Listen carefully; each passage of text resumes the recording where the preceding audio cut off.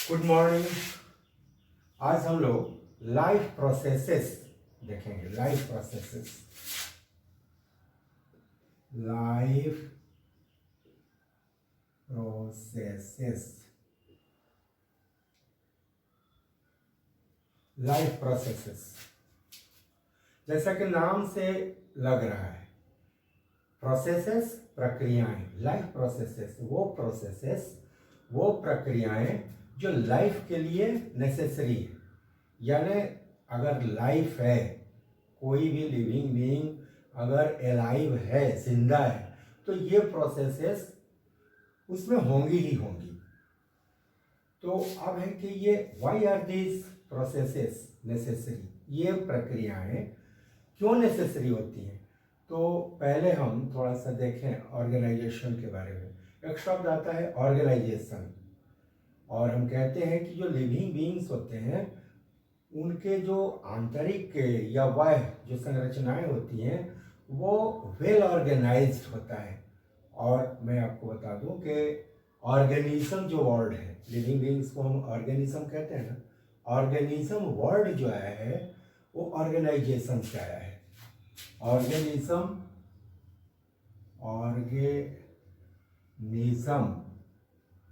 ये जो वर्ड है ये आया है ऑर्गेनाइजेशन से। ऑर्गेनाइजेशन, ये ऑर्गेनाइजेशन इतना स्पेशलाइज्ड होता है कि इसको मेंटेन करना अलाइव रहने के लिए बिल्कुल कंपलसरी होता है।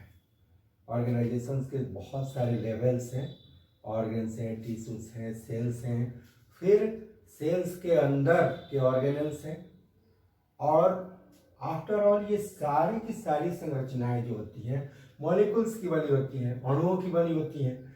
मतलब कि ये लिविंग बीइंग्स का जो शरीर है वो मॉलिक्यूल्स का एक असेंबली है, एक संगठन है, और विशेष ढंग से वो ऑर्गेनाइज्ड होता है। ये ऑर्गेनाइजेशन कितना स्पेशल होता है इसे एक एग्जाम्पल से हम समझ सकते हैं।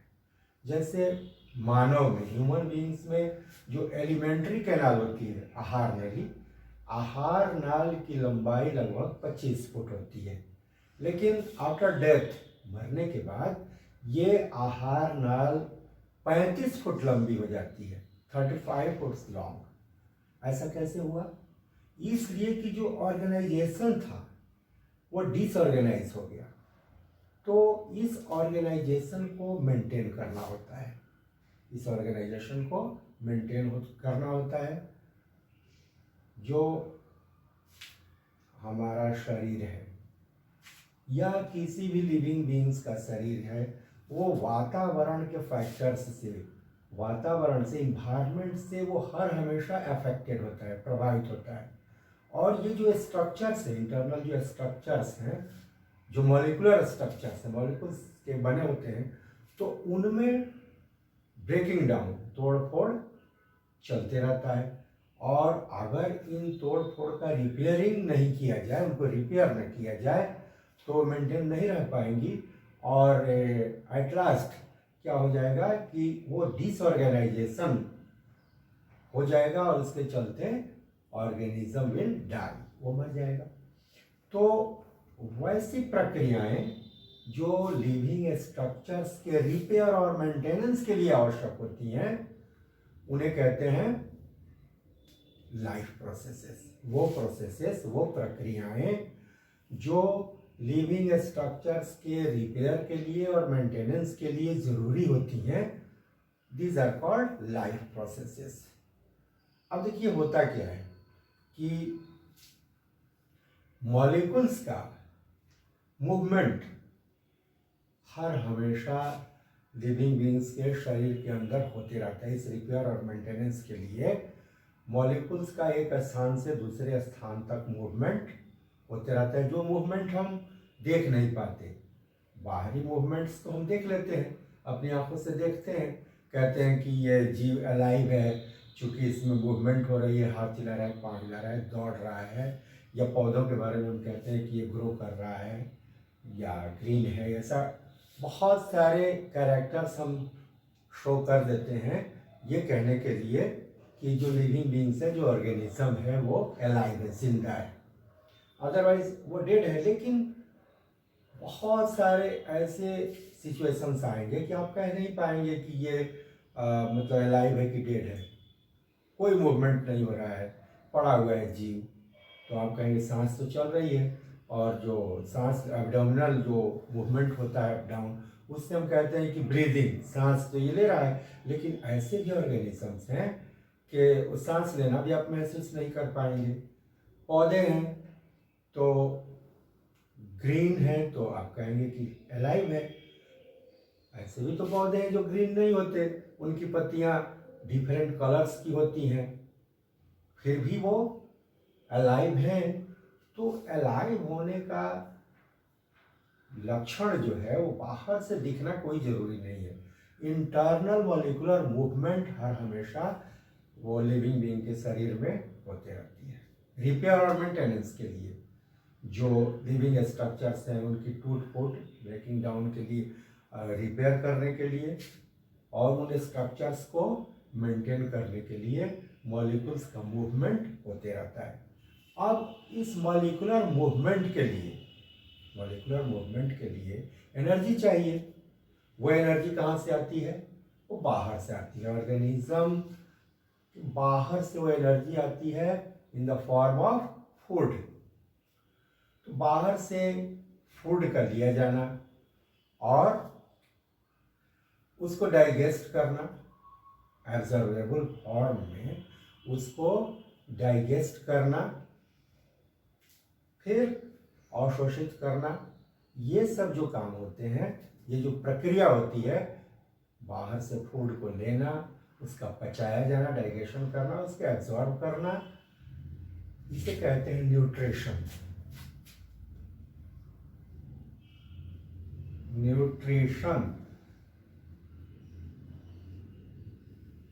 तो ये जो पहला लाइफ प्रोसेस है, ये न्यूट्रिशन है। न्यूट्रिशन के बिना कोई भी लिविंग ऑर्गेनिज्म अलाइव नहीं रह सकता, जीवित नहीं रह सकता। उसको बाहर से सोर्स ऑफ एनर्जी के रूप में फूड चाहिए। अब ये जो सोर्सेस हैं फूड के, वो बहुत ही विभिन्न प्रकार के होते हैं। तो और हमारे इन्वायरमेंट में जो फूड बॉडी को चाहिए वैसा ही फूड बाहर अवेलेबल हो, ये जरूरी नहीं होता है। ये इनको कन्वर्ट किया जाना होता है। इस फूड को एनर्जी के लिए, हमको एनर्जी चाहिए, मटेरियल चाहिए, तो इसके लिए क्या होता है कि जो एब्जॉर्ब फूड है, डाइजेशन के बाद जो फूड ऑब्जर्व किया गया, इसको तोड़ना होता है। बहुत सारे केमिकल रिएक्शंस हमारे शरीर में हमेशा चलते रहते हैं, और बहुत सारे उनमें से ऑक्सीडाइजिंग रिड्यूसिंग रिएक्शंस होते हैं, ये कॉमन होते हैं। मॉलिक्यूल्स को तोड़ने के लिए, फिर नए कंपाउंड्स, नए मटेरियल बनाने के लिए ये रिएक्शंस चलते रहते हैं। तो इसके लिए ऑक्सीजन की ज़रूरत होती है। ऑक्सीडाइजिंग रिड्यूसिंग जो रिएक्शंस हैं, ऑक्सीजन की ज़रूरत होती है बाहर से। तो बाहर से ऑक्सीजन का लिया जाना, फिर फूड पार्टिकल को ऑक्सीडाइज करना ताकि एनर्जी मिल सके, इसको कहते हैं रेस्पिरेशन।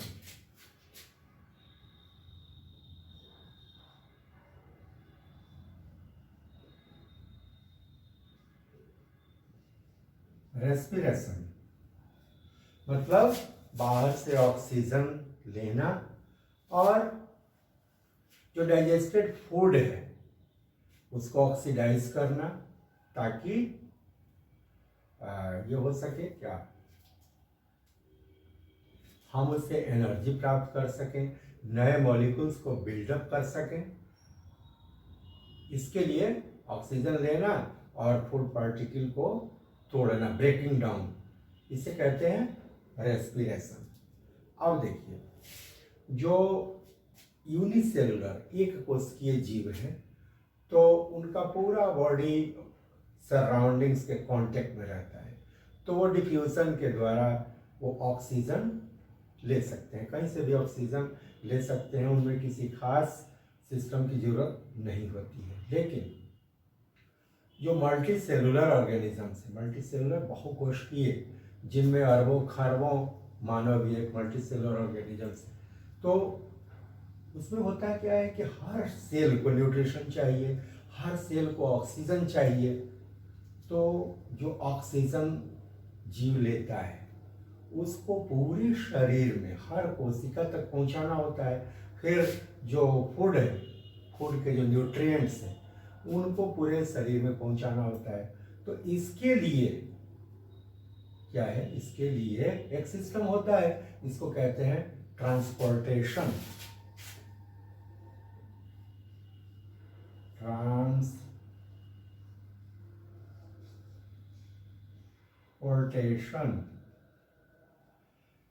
ट्रांसपोर्टेशन का मतलब हुआ कि वो ऑक्सीजन या फूड पार्टिकल को एक एक सेल तक पहुंचाना, परिवहन, एक स्थान से दूसरे स्थान तक उसको पहुंचाया जाना, ट्रांसपोर्टेशन।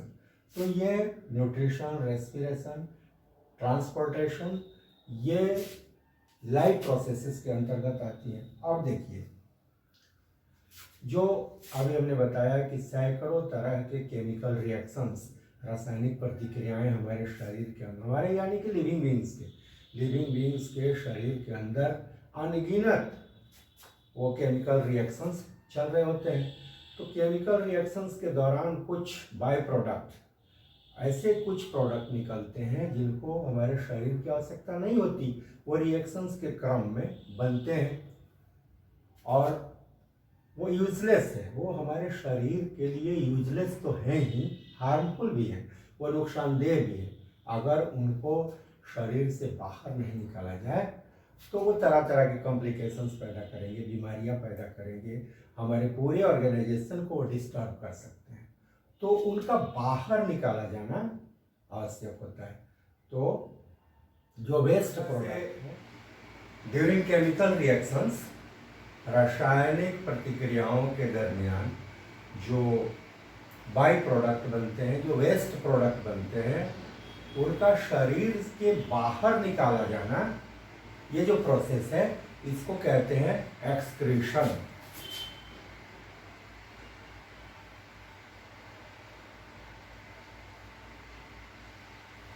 एक्सक्रीशन, ये जो वेस्ट प्रोडक्ट होते हैं ये यूजलेस तो होते ही हैं हमारे शरीर के लिए, यूजलेस के साथ साथ ये हार्मफुल भी होते हैं, इसलिए इनका शरीर से बाहर निकाला जाना नितांत आवश्यक होता है। इस प्रोसेस को कहते हैं एक्सक्रीशन। अब तो ये जो चार प्रोसेसेस हुई, न्यूट्रिशन, रेस्पिरेशन, ट्रांसपोर्टेशन और एक्सक्रीशन, ये मुख्य लाइफ प्रोसेसेस हैं। अर्थात कोई भी लिविंग ऑर्गेनिज्म अगर एलाइव है तो ये प्रोसेसेस उसमें होंगी ही होंगी। चलिए अब एक एक को देखते हैं, इनमें से प्रत्येक को हम देखेंगे अलग अलग। सबसे पहला है न्यूट्रिशन। ये जो प्रोसेस है न्यूट्रिशन का, न्यूट्रिशन हम अब ये समझ चुके हैं कि क्यों चाहिए, एनर्जी के लिए और मटेरियल के लिए, हमारे दैनिक कार्यों के लिए, डिफरेंट केमिकल रिएक्शंस के लिए एनर्जी चाहिए, और ग्रोथ और डेवलपमेंट के लिए हमको डिफरेंट टाइप्स के, हमको यानी कि लिविंग ऑर्गेनिज्म को, every living organisms needs materials for growth. तो ये एनर्जी और मटेरियल ये कहाँ से मिलता है, न्यूट्रिशन से मिलता है, ये फूड से मिलता है। और सारे ऑर्गेनिजम्स में, सभी लिविंग ऑर्गेनिजम्स में जो रिक्वायरमेंट होता है, जो आवश्यकता होती है, वो सेम होती है। सभी लिविंग बीइंग्स में मटेरियल्स और एनर्जी की आवश्यकताएं सेम है, लेकिन methods of obtaining food, nutritional जो मेथड्स हैं वो अलग अलग हो सकते हैं। ये रिक्वायरमेंट को पूरा करने के लिए मुख्य रूप से दो विधियां हैं। एक है ऑटोट्रॉपिक न्यूट्रिशन, पहला है ऑटोट्रॉफिक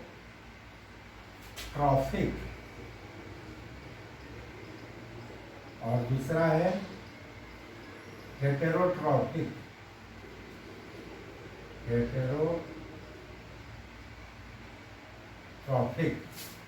ऑटोट्रॉफिक न्यूट्रिशन का मतलब है कि ऑटो मीन्स स्वयं, खुद, और ट्रॉफिक मीन्स फूड। तो वेल लिविंग मीन्स जो अपना खाना खुद बना लेते हैं उन्हें ऑटोट्रॉफ्स कहते हैं, और इस प्रोसेस को कहेंगे ऑटोट्रॉफिक न्यूट्रिशन। ये जो न्यूट्रिशन का तरीका हुआ इसे कहेंगे ऑटोट्रॉफिक न्यूट्रिशन, और उन ऑर्गेनिजम्स को कहेंगे ऑटोट्रॉफ्स।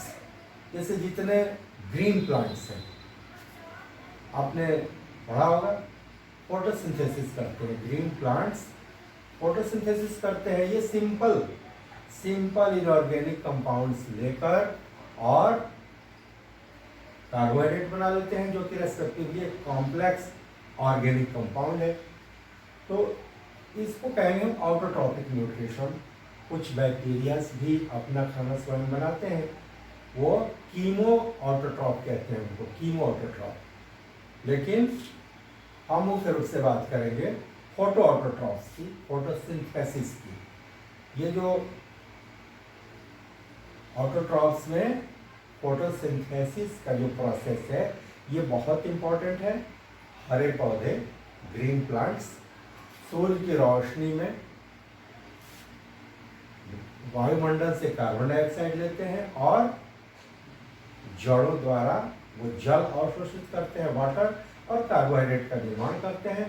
इस प्रक्रिया के दरमियान ऑक्सीजन रिलीज होता है। इस प्रोसेस को कहते हैं फोटोसिंथेसिस। हेटेरोट्रॉफिक न्यूट्रिशन मतलब कि जब लिविंग ऑर्गेनिज्म अपना खाना खुद नहीं बना पाता, बल्कि वो ऑटोट्रॉफ्स पर डिपेंड है भोजन के लिए। जैसे हम मानव हैं या दूसरे एनिमल्स हैं, फंजाई हैं, सारे एनिमल्स, फंजाई, ये सब क्या है? हेटेरोट्रॉफ्स। चलिए ऑटोट्रॉफ्स देखते हैं, फोटोसिंथेसिस देखते हैं। फोटोसिंथेसिस जो है, जैसा कि आपको पता है अब तक कि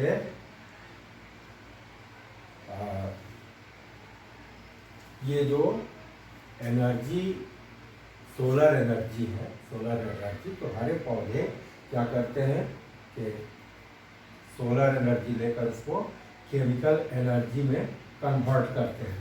फोटोसिंथेसिस के प्रोसेसेस को अगर हम देखें तो इसमें 3 हिस्सों में हम बांट सकते हैं। फोटोसिंथेसिस का जो पूरा प्रोसेस है ये 3 स्टेप्स में हम बांट सकते हैं। फोटोसिंथेसिस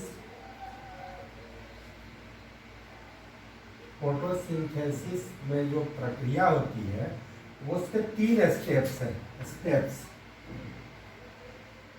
स्टेप 1 है कि absorption of light energy by chlorophyll. Absorption of light energy by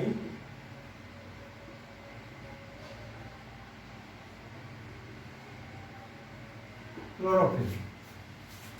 जो ग्रीन पौधे होते हैं, खास करके पत्तियों में, उनके क्लोरोप्लास्ट होते हैं। प्लास्टिड्स आप पढ़ेंगे, लवक जिसको आप कहते हैं, हरित लवक या क्लोरोप्लास्ट होता है, जिसमें क्लोरोफिल पाया जाता है। ये क्लोरोफिल एक केमिकल कंपाउंड है जो कि सोलर एनर्जी को, सूर्य की किरणों को एब्जॉर्ब करने का काम करता है।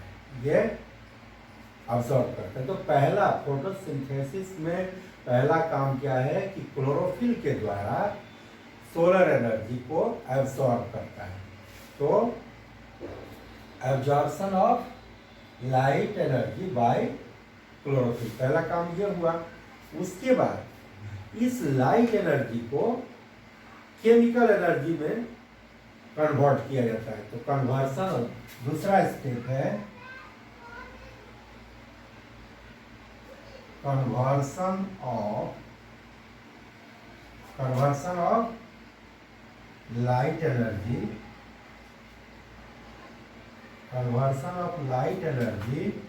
into chemical energy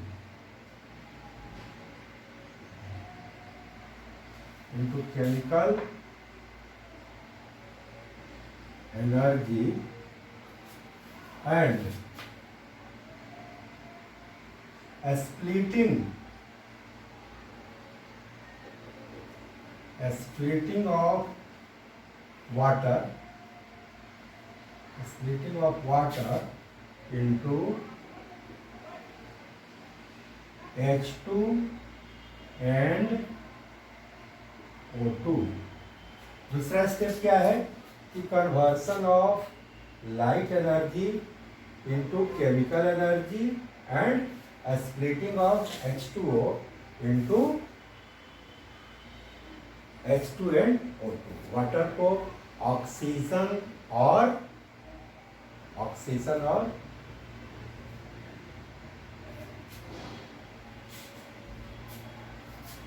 हाइड्रोजन में स्प्लिट करना है। स्प्लिट करना मीन्स तोड़ना। Splitting of water into hydrogen and oxygen, ये दूसरा स्टेप है। और तीसरा सबसे इंपॉर्टेंट स्टेप है, तीसरा स्टेप क्या है कि reduction of carbon dioxide into carbohydrates. Reduction of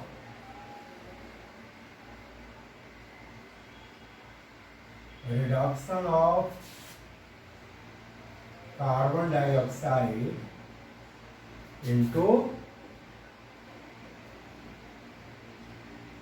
carbohydrate. ये जो पौधे वायुमंडल से CO2 लेते हैं, कार्बन डाइऑक्साइड लेते हैं, तो इस कार्बन डाइऑक्साइड का अवकरण होता है, रिडक्शन होता है कार्बोहाइड्रेट में, ग्लूकोज में। ओवरऑल जो अगर हम इसको रिएक्शन के रूप में लिखना चाहें तो पूरा फोटोसिंथेसिस का रिएक्शन क्या है कि 6 CO2 plus 12 H2O, 6 CO2 plus 12 H2O। और हमको क्या क्या चाहिए क्या कि क्लोरोफिल चाहिए और सनलाइट चाहिए। तो यहाँ लिख देते हैं क्लोरोफिल चाहिए और सनलाइट चाहिए। क्लोरोफिल और सनलाइट की उपस्थिति में ये क्या बनाएंगे, कार्बोहाइड्रेट, यानी कि simple glucose C6H12O6 C6H12O6 plus 6O2, oxygen निकलेगा 6O2 प्लस 6H2। ये ओवरऑल रिएक्शन है हमारा फोटोसिंथेसिस का। अब इसमें एक बात आप ध्यान देंगे कि ये ऑक्सीजन CO2 में भी है, कार्बन डाइऑक्साइड में भी ऑक्सीजन के मॉलिक्यूल्स हैं और H2O में भी है। लेकिन हमको ये ध्यान देना होगा कि ये जो 6O2 यहाँ लिखा हुआ है, जो ऑक्सीजन निकलता है वो H2O से निकलता है। Oxygen evolves from water and not from carbon dioxide. इस बात का हमको ध्यान रखना होगा। फिर ये जो है आगे की प्रक्रिया होती है, और ये जो कार्बोहाइड्रेट है सिंपल जो ग्लूकोज है, ये स्टार्च के रूप में पौधों में स्टोर कर दिया जाता है और आवश्यकता पड़ने पर वो यूटिलाइज होता है। ठीक उसी तरह जैसे मानव में किस रूप में ये स्टोर किया जाता है, ग्लाइकोजन के रूप में। जो एक्स्ट्रा ग्लूकोज होता है हमारे शरीर में, वो ग्लाइकोजन के रूप में स्टोर कर लिया जाता है। फिर जब आवश्यकता पड़ती है तो फिर ग्लाइकोजन ग्लूकोज में टूटता है और वो हमारी कोशिकाओं के द्वारा एनर्जी के लिए यूटिलाइज होता है।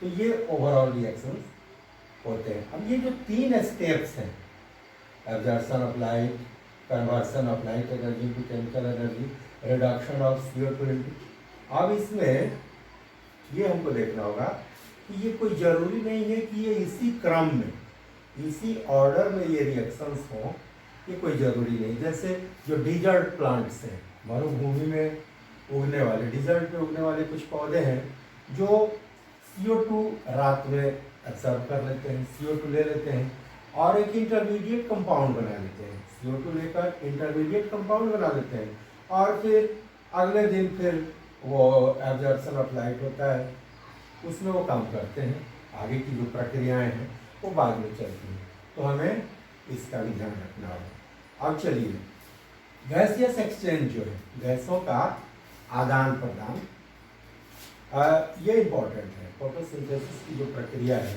इसमें गैसों का आदान प्रदान कैसे होता है? तो आपने पहले भी पढ़ा होगा कि पत्तियों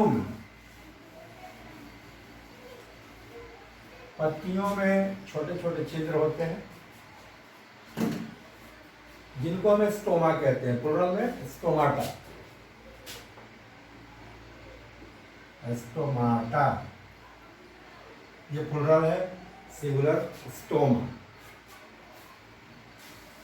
ये विशेष तरह के छिद्र होते हैं जो गैसों के, वैसे तो गैसों का एक्सचेंज तनों से भी होता है, जड़ों द्वारा भी होता है, लेकिन मुख्य रूप से ये छिद्र जो होते हैं ये गैसों के एक्सचेंज के लिए, CO2 बाहर से लेना है इन्वायरमेंट से, O2 छोड़ना है, तो इसके लिए विशेष व्यवस्था होती है पौधों में स्टोमाटा के द्वारा।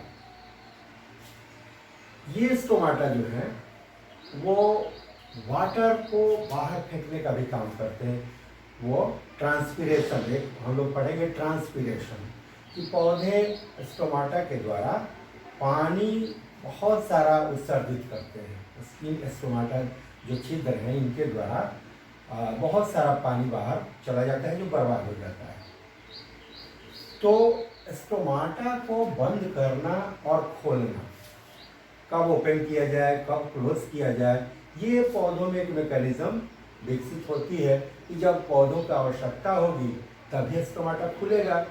अगर ये 24 घंटे खुला रहेगा तो क्या होगा कि बहुत ज़्यादा water loss in the form of transpiration, बहुत सारा वाटर लॉस होगा। इसलिए इसमें स्टोमाटा को क्लोज करने की और ओपन करने की तकनीक पाई जाती है। आप देखेंगे स्ट्रक्चर, स्टोमाटा जो होते हैं वो खास तरह के सेल्स से घिरे होते हैं जिनको गार्ड सेल्स कहते हैं। इस तरह के सेल्स होते हैं, वो इस तरह के सेल्स आपको दिखेंगे।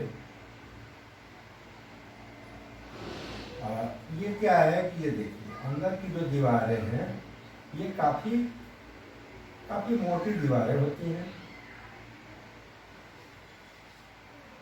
इस तरह से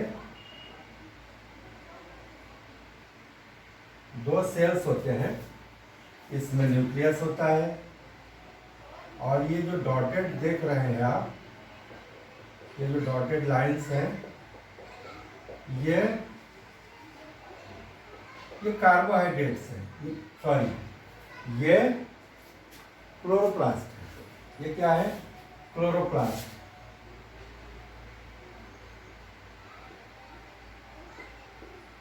ये है क्लोरोप्लास्ट। ये गार्ड सेल्स हैं, इन्हें कहते हैं गार्ड सेल्स।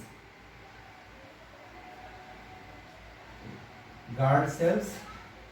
और ये बाकी सेल्स इधर होंगे, जो पत्ती के दूसरे सेल्स होते हैं वो इस तरह से तो होंगे ही होंगे। दूसरे सेल्स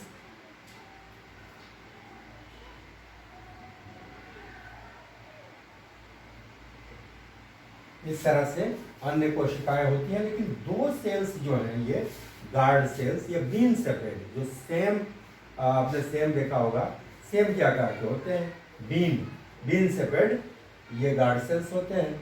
अब इसमें होता क्या है कि देखिए इसकी जो दीवार है, ये कोशिका है, इसकी जो आंतरिक दीवारें हैं, ये दीवारें, ये आंतरिक दीवारें जो है ये बहुत मोटी दिख रही है आपको, ये अंदर की दीवारें काफ़ी मोटी हैं और बाहर की दीवार जो है वो पतली होती है। अब याद कीजिए बैलून कभी फुलाया होगा आपने, बैलून में जब हवा भरते हैं ना, लंबे लंबे जो बैलून, तो कुछ तो बहुत बढ़िया वो शेप में आ जाते हैं और कुछ टेढ़े हो जाते हैं, बैलून कुछ टेढ़े हो जाते हैं। आपने कभी सोचा वो बैलून टेढ़े क्यों हो जाते हैं? टेढ़े इसलिए हो जाते हैं कि उनमें मैन्युफैक्चरिंग डिफेक्ट होता है, कहीं पर मटेरियल अधिक रह जाता है, तो जब एक्सपेंड होगा, बैलून की दीवारें एक्सपेंड होगी, तो जहाँ पर अधिक मटेरियल होगा वो तो उतना स्ट्रेच नहीं हो पाएगा, उतना फूल नहीं पाएगा, और जो पतली दीवारें हैं वो ज़्यादा फैलेंगी, तो होता है क्या है कि बैलून टेढ़ा हो जाता है। वही बात यहाँ पर है, यहाँ क्या होता है कि अंदर की दीवारें काफ़ी मोटी हैं और बाहर की दीवारें पतली।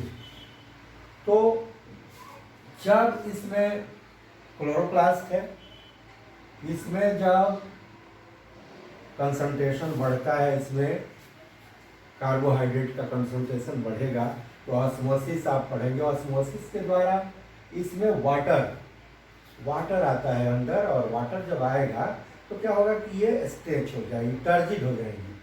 टर्जिड मतलब स्फीत हो जाएंगी। इसमें जब पानी बाहर से आएगा इन कोशिकाओं में, तो ये फूलने लगेंगी, फूल जाएंगी। फूलेंगी तो क्या होगा कि अंदर की दीवारें जो मोटी हैं वो तन जाएंगी, इस तरह से टेढ़ी हो जाएंगी, जैसे इस तरह से इनका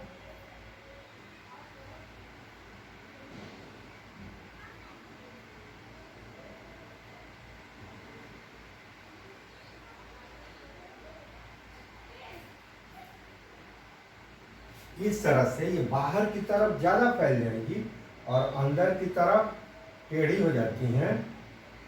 तो इसमें क्या होगा कि ये जो हमारा स्टोमाटा है,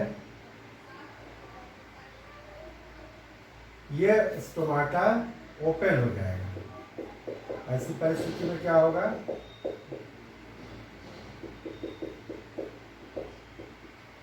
ये स्टोमाटा ओपन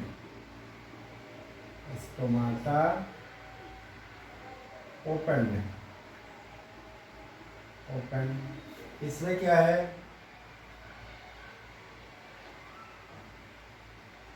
स्टोमाटा क्लोज। पानी के इंटर करने पर क्या होगा कि ये स्टोमाटा फूलेंगे तो चूंकि अंदर की इनकी दीवारें क्या है, मोटी हैं, तो वो टेढ़ी स्ट्रेच हो जाएंगी और बाहर की दीवारें बाहर की तरफ फैल जाएंगी। तो इस तरह से स्टोमाटल ओपनिंग जो है, स्टोमाटा का जो छिद्र है वो खुल जाएगा। फिर ये जो गैसियस एक्सचेंज इनको करना है वो इजीली ये कर लेंगे। तो इस तरह से एक मैकेनिज्म है। फिर आवश्यकता नहीं पड़ेगी, पानी जब इसमें से पानी निकलेगा, गार्ड सेल्स में से जब पानी बाहर आ जाएगा, तो फिर ये श्रिंक कर जाएंगी, कोशिकाएं श्रिंक कर जाएंगी और इस तरह से स्टोमाटा क्लोज हो जाएगा। तो इस तरह से पौधों में स्टोमाटा के ओपन होने से और क्लोजिंग होने से गैसियस सेक्शन की जब आवश्यकता होगी तो वो ओपन हो जाएंगी, जब आवश्यकता नहीं होगी तो स्टोमाटा क्लोज हो जाएगी। इस तरह का मैकेनिज्म होता है। अब ऑटोट्रॉफिक न्यूट्रिशन में एक बात हम और ध्यान देंगे कि जैसा कि पहले हमने आपको बताया कि एनर्जी और मटेरियल दोनों चाहिए, जो कि न्यूट्रिशन से ही प्राप्त होगा, एनर्जी भी और मटेरियल्स भी। तो पौधों को और भी सारे मिनरल्स की ज़रूरत होती है, और सारे मिनरल्स की ज़रूरत होती है जो कहाँ से मिलते हैं, जल से। ठीक है, कार्बोहाइड्रेट तो पौधे ने बना लिया, फिर ये कार्बोहाइड्रेट्स कन्वर्ट होते हैं दूसरे कंपाउंड्स में, लेकिन बहुत सारे मिनरल्स जिनमें से मुख्य है नाइट्रोजन, फास्फोरस, पोटेशियम, मैग्नीशियम, बहुत सारे केमिकल्स जो मिनरल्स होते हैं, मिनरल्स की आवश्यकता पौधों को होती है, जो जड़ों से प्रोटीन सिंथेसिस के लिए नाइट्रोजन चाहिए, बहुत सारे और भी माइक्रोन्यूट्रिएंट्स और मैक्रोन्यूट्रिएंट्स की आवश्यकता होती है, जो पौधे जल के साथ जड़ों द्वारा अवशोषित करते हैं और इस तरह से वो उनका न्यूट्रिशन पूरा होता है। Autotrophic nutrition. कुछ बैक्टीरिया होते हैं जो कि कीमोट्रॉपिक होते हैं, जो मतलब वाटर नहीं चाहिए, वो दूसरे सोर्सेस से, सल्फर डाइऑक्साइड से या दूसरे सोर्सेस से भी वो ऑटोट्रॉपिक मोड में अपना न्यूट्रिशन करते हैं। तो ये ऑटोट्रॉपिक न्यूट्रिशन हुआ। हम लोग अगले दिन देखेंगे हेटेरोट्रॉपिक न्यूट्रिशन। Thank you.